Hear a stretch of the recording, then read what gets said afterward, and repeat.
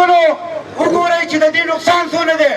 دا اول دا وګورئ دا تاسو باندې زهر څکلی کېږي د هغو پراډکټ چې دي د هغو په پراډکټ باندې د هغو ټول معیشت چلېږي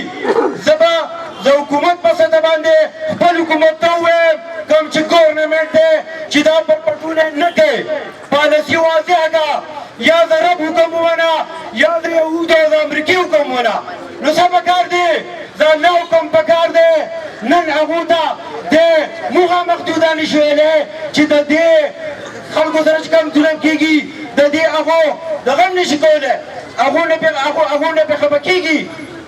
اورې نو زموږ دا مطالبه ده چې د حکومت په سطح باندې هم د دغه مظلومانو د دوی باقاعده امداد وکړی شي او موږ له لارې راکړی شي چې دوی ته راشن ورسي دوی ته دوايانې ورسي دوی ته رسد ورسي هلته کې هغه په دغه شان میدان پراته دي باران ورېږي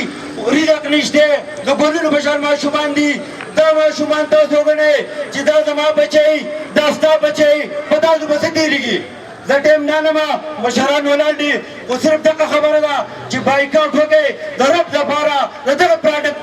بایکاټ وکړئ دا ستاسو جهاد دی نن زموږ هلته رسایي نه کېږي او که رسایي کېده انشاءالله تعالی چې دا قوم او دا پښتانه به په اولنۍ تخته باندې انشاءالله تعالی